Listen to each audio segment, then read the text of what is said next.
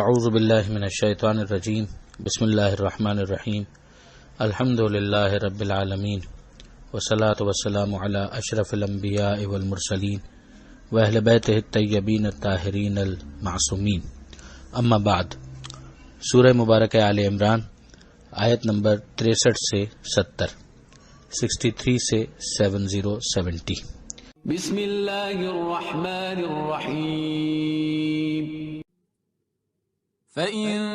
تَوَلَّوْا فَإِنَّ اللَّهَ عَلِيمٌ بِالْمُفْسِدِينَ قُلْ يَا أَهْلَ الْكِتَابِ تَعَالَوْا إِلَى كَلِمَةٍ سَوَاءٍ بَيْنَنَا وَبَيْنَكُمْ أَلَّا نَعْبُدَ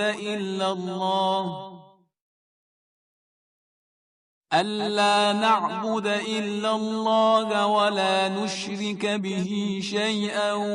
وَلَا يَتَّخِذَ بَعْضُنَا بَعْضًا أَرْبَابًا مِّن دُونِ اللَّهِ فَإِن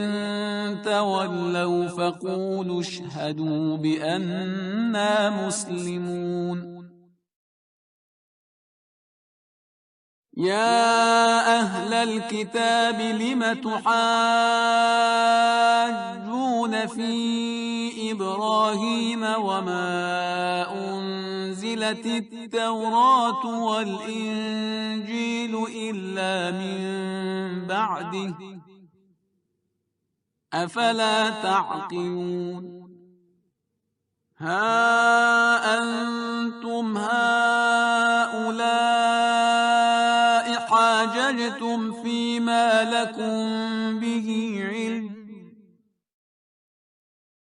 فلم تحاجون فيما ليس لكم به علم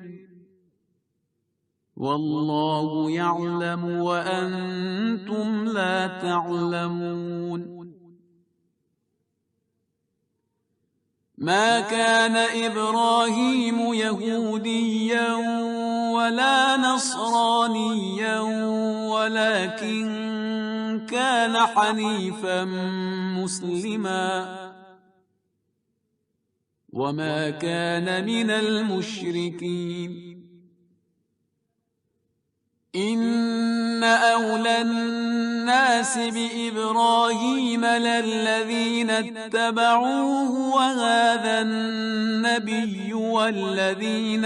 آمنوا والله ولي المؤمنين وَدَّتْ طَائِفَةٌ مِّنْ أَهْلِ الْكِتَابِ لَوْ يُضِلُّونَكُمْ وَمَا يُضِلُّونَ إِلَّا أَنفُسَهُمْ وَمَا يَشْعُرُونَ يَا أَهْلَ الْكِتَابِ لِمَ تَكْفُرُونَ بِآيَاتِ اللَّهِ وَأَنْتُمْ تَشْهَدُونَ موبائلے والے واقعے کے بعد کی جو تفصیلات ہیں ان کو اس طرح سے کنکلوڈ کیا گیا کہ اگر ابھی بھی تم منہ پھیرتے ہو تو اللہ یقیناً مفسدین سے واقف ہے، جانتا ہے کہ فساد برپا کرنے والے کون ہیں۔ جو اگلی آیت ہے اس میں ہم دیکھتے ہیں کہ پروردگار عالم نے ایک کامن ڈینومینیٹر یا مشترک جو ایک پلیٹ فارم ہو سکتا ہے توحید کا، اس پر اتحاد کی دعوت دی کہ اے حبیب ان سے کہہ دیجئے کہ اہل کتاب یعنی خاص طور پہ یہود اور نصارہ کہ تعالوا الی کلمۃ سواء بیننا و بینکم کہ آ جاؤ ہم اور تم اس نقطے پر متفق ہو جائیں جو ہمارے اور تمہارے درمیان مشترک ہے، اور اس کو پھر بیان بھی کیا گیا، اور وہ یہ کہ اللہ نعبد الا اللہ کہ ہم اللہ کے سوا کسی کی عبادت نہ کریں، ولا نشرک بہ شیئا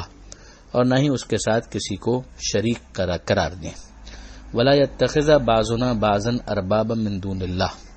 اور ہم میں سے ایک دوسرے کو اللہ کو چھوڑ کر رب یا ارباب اسی کی جمع ہے شمار نہ کریں۔ اب یہاں پر جو یہ کہا گیا کہ توحید کی دعوت دی گئی، عبادت میں توحید اور شرک نہ کیا جائے، اور پھر اس کے بعد یہ کہ ہم رب بھی قرار نہ دیں، اسی کی پھر وضاحت دوسری جگہ پر ہے کہ اگر کسی کو اس بات کا اختیار دے دیا جائے کہ وہ حلال اور حرام میں اپنی مرضی چلائے، اپنے دل سے کسی بات کو حلال کر دے اور اپنے دل سے کسی بات کو حرام کر دے، تو اس کو بھی قرآن جو ہے وہ ربوبیت سے تعبیر کرتا ہے۔ مثلا ہم دیکھتے ہیں سورہ توبہ کی یہ آیت ہے کہ اتخذوا احبارهم ورهبانهم اربابا من دون اللہ، کہ انہوں نے اپنے پادریوں اور راہبوں کو اللہ کے سوا رب مان لیا، یعنی مالک اور مختار سمجھ لیا۔ اس کی تشریح یہی آئی ہے، جب کسی نے پوچھا بھی کہ ہم تو ان کی عبادت نہیں کرتے تھے تو ہم ان کو رب کہاں مانتے تھے، تو جواب میں یہی کہا گیا کہ ایسا نہیں تھا کہ یحلون لکم ویحرمون فتاخذون بقولہم، کہ وہ تمہارے لیے حلال اور حرام مقرر کرتے تھے، تم ان کے قول پر عمل کرتے تھے۔ تو انہوں نے کہا ہاں ایسا تو ہے، تو جواب میں یہی فرمایا گیا کہ ہوا ذاکا، بس یہی وہ چیز ہے جسے قرآن میں اس طرح سے کہا گیا ہے کہ حلال اور حرام مقرر کرنے کا حق کسی کے لیے نہیں ہے۔ فقہائے امت کو مجتہد کہا جاتا ہے، یعنی ان کا کام ہے حلال اور حرام معلوم کرنے کی کوشش کرنا اور دلائل سے پتہ لگانا کہ کیا حلال ہے اور کیا حرام، نہ یہ کہ اپنے دل سے ان احکام کی تشکیل کرنا۔ تو یہاں پر یہ ایک باٹم لائن بیان کی گئی کہ یہ ہمارے اور تمہارے درمیان مشترک بات بن سکتی ہے اگر تم اس پر قبول کر لو، اس کو ایکسیپٹ کر لو، اور اگر پھر بھی تم منہ پھیرتے ہو تو پھر یاد رکھو کہ ہم مسلمان ہیں، ہم مسلم ہیں۔ اب یہیں سے پھر وہ بحث مسلم، یہودی، نصرانی اور پھر جناب ابراہیم علیہ السلام کا کیا کس سے تعلق بنتا ہے، وہ بات شروع ہو جاتی ہے، اس لیے کہ خود حضرت ابراہیم علیہ السلام ایک بہت محترم شخصیت کے طور پر ایون مشرکین کے درمیان بھی مشہور تھے، یعنی مشرکین بھی مکہ میں حضرت ابراہیم علیہ السلام کا نام بڑے احترام سے لیا کرتے تھے، اگرچہ وہ منحرف ہو چکے تھے، مگر یہ انحراف کسی نہ کسی شکل میں تو یہودیوں میں بھی تھا، نصرانیوں میں بھی تھا، مگر وہ بہرحال اہل کتاب شمار ہوتے تھے۔ تو اب یہاں پر بات یہ ہوئی کہ یہودیوں اور عیسائیوں نے اپنے تئیں اپنے آپ کو حضرت ابراہیم علیہ السلام سے جوڑنا شروع کر دیا، اور ایک نے کہا کہ ابراہیم یہودی تھے، دوسرے نے کہا کہ ابراہیم جو تھے وہ عیسائی تھے۔ تو یہاں پر اب کلیریفائی کیا جا رہا ہے کہ اہل کتاب تم کیوں بحث کرتے ہو ابراہیم کے بارے میں، جبکہ توریت اور انجیل بعد میں نازل ہوئی ہیں، اور کیا تم عقل استعمال نہیں کرتے؟ اب آج سے اگر آپ دیکھیں تو تقریباً 4000 سال جناب ابراہیم علیہ السلام کو ہو چکے ہیں، 2000 سال حضرت عیسیٰ علیہ السلام کو ہو چکے ہیں، اس سے اور پیچھے 1000 سال چلے جائیے تو حضرت موسیٰ علیہ السلام کو ہو چکے ہیں۔ تو یہ ایک تقریباً یہ زمانے بنتے ہیں۔ تو ابراہیم علیہ السلام تو پہلے کے ہیں، تو جو پہلے گزر چکے ہیں وہ کسی ایسے مکتب سے کیوں وابستہ ہو سکتے ہیں کہ جو ایک فرد سے منسوب ہو اور وہ فرد بعد میں آنے والا ہو؟ مثلا یہودی ہے تو یہودا حضرت یعقوب علیہ السلام کے بیٹوں میں سے ایک کا نام تھا، تو اسی سے نسبت دی گئی، یا نصرانی تو نصارہ ہونا جو ہے وہ ایک محلے کے حوالے سے ہے، یا عیسائی یا مسیحی اگر کہیں تو حضرت عیسیٰ علیہ السلام تو خود بعد میں آنے والے ہیں۔ ہاں لفظ مسلم وہ ہے کہ جو کسی فرد سے انتساب کو نہیں بتاتا، بلکہ اس نام کے اندر سر تسلیم خم کرنے کا مادہ موجود ہے کہ سبمٹ کرنا خدا کے ول کے سامنے۔ تو اس اعتبار سے عیسیٰ علیہ السلام بھی مسلمان تھے، یہودیوں کے پیشوا جناب موسیٰ علیہ السلام، خود موسیٰ علیہ السلام بھی مسلمان تھے، اور ابراہیم علیہ السلام نے تو باقاعدہ اپنے آپ کو مسلمان کہا بھی تھا۔ ہم سورہ بقرہ کے اندر بھی یہ بات پڑھ چکے ہیں، بلکہ انہوں نے اپنی ذریت کے اندر بھی ایک گروہ مسلمین کا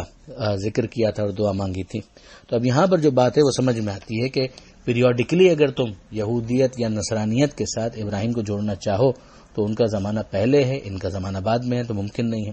اب اس کے بعد پروردگار عالم نے گویا اگلی آیت کے اندر تھوڑا سا سافٹلی طنز بھی کیا کہ اب تک جو باتیں تم کرتے تھے اس میں تو کچھ تمہارے پاس علم تھا، اب وہ علم بھی جو تھا وہ کمپاؤنڈ اگنورنسی ہے، جہل مرکب ہے۔ عیسیٰ علیہ السلام کی عظمت پر گفتگو کرتے کرتے انہیں خدا کا بیٹا کہہ دینا، اور اسی طریقے سے دوسرے معاملات۔ اب یہاں پر کہا جا رہا ہے اس معاملے میں تو گویا تمہیں بالکل ہی علم نہیں ہے، اللہ جانتا ہے اور تم نہیں جانتے۔ صراحت کے ساتھ کہا گیا نہ ابراہیم یہودی تھے ولا نصرانین، اور نہ ہی نصرانی تھے، بلکہ کانا حنیفن مسلمہ، وہ کھرے مسلمان تھے۔ حنیفن یعنی کھرے، بالکل بھی شرک کی آمیزش ان کے اندر نہیں تھی۔ وما کانا من المشرکین۔ اور ابراہیم سے اب قریب کون ہو سکتا ہے؟ صرف نام جوڑنے سے کوئی قریب نہیں ہو جائے گا، بلکہ وہ کہ جو ان کا اتباع کرتا ہے۔ اور یہ نبی یعنی خود پیغمبر اکرم صلی اللہ علیہ وآلہ وسلم کو کہا گیا کہ یہ جتنے قریب ہیں اتنا تو کوئی قریب نہیں ہو سکتا، اور وہ جو ایمان لے آئیں، اور اللہ صاحبان ایمان کا سرپرست ہے، مومنین کا ولی ہے۔ یعنی اب اگر آپ یہاں پر بھی نوٹ کریں کہ پروردگار عالم کا کوئی کاپی رائٹ کسی ایک طبقے کے پاس نہیں ہے، جو مومن بن جائے، اس علاقے کا ہو، اس علاقے کا ہو، کسی علاقے کا ہو، جو مومن بن جائے وہ یقیناً حضرت ابراہیم علیہ السلام سے قریب تصور کیا جائے گا۔ اب اسی آیت سے استدلال کرتے ہوئے باقاعدہ امیر المومنین حضرت علی علیہ السلام کی ایک حدیث بھی ہے، فرماتے ہیں کہ پیغمبر کا دوست وہ ہے، یعنی اصول نہیں بدلے گا، اس آخری رسول کا بھی دوست وہ ہے جو خدا کی اطاعت کرے چاہے اس سے کوئی رشتہ داری نہ ہو، اور پیغمبر کا دشمن وہ ہے جو خدا کی نافرمانی کرے چاہے انتہائی قریبی رشتہ دار ہو۔ اب اگر پیغمبر سے ایک قربت ہے تو اس قربت کا ایک احترام ہوگا، سیادت کا ایک احترام ہوگا، مگر خدا نہ کرے اگر کوئی ایمان ہی سے دور ہو جائے تو پھر ظاہر ہے کہ یہ رشتہ داری بھی فائدہ دینے والی نہیں ہے، جس کی بہت ساری مثالیں تاریخ کے اندر دیکھی جا سکتی ہیں۔ اب اس کے بعد اگلی آیت کے اندر ہم دیکھتے ہیں کہ پروردگار عالم فرماتا ہے کہ یہ اہل کتاب جو ہیں ان میں سے ایک گروہ وہ ہے کہ جس کی خواہش یہ ہے کہ تمہیں گمراہ کر دے، یعنی تم نے حق کو قبول کر لیا، وہ خود حق کو چھوڑے ہوئے ہیں اور ان کو یہ بھی اچھا نہیں لگتا کہ تم حق پر رہو، بلکہ وہ چاہتے ہیں کہ تمہیں گمراہ کر دیں، جبکہ وہ خود اپنے آپ کو گمراہ کر رہے ہیں اور انہیں اس بات کا شعور بھی نہیں ہے، یعنی یہ اور زیادہ راستے سے دور ہوتے جا رہے ہیں۔ اور پھر آخری آیت جو صفحے کے اوپر ہمیں نظر آتی ہے اس میں پھر اہل کتاب کو مخاطب کیا جاتا ہے کہ تم کیوں اللہ کی آیتوں کا انکار کرتے ہو، یعنی باوجود اس کے کہ تم اپنی کتاب کے اندر دیکھ بھی رہے ہو کہ اس آخری نبی کی نشانیاں موجود ہیں، اور پھر تم واپس اس کا انکار کرتے ہو جبکہ تم خود اس بات پر گواہ ہو، یعنی ایسا نہیں کہ معاملہ تم پر مخفی ہے۔ اب اس کے بعد جو اگلی آیتیں ہیں اس میں بھی اہل کتاب کو اسی طرح کی تنبیہ کی جا رہی ہے، مگر وہ اگلے صفحے پر بات آئے گی، آیت نمبر 71 سے انشاءاللہ اس کو کل ڈسکس کریں گے۔ پروردگار عالم سے دعا ہے قرآن سمجھنے اور اس پر عمل کرنے کی توفیق عطا فرما، اور وارث قرآن امام زمانہ کے ظہور میں تعجیل فرما۔ وآخر دعوانا ان الحمد للہ رب العالمین، والسلام علیکم ورحمۃ اللہ وبرکاتہ۔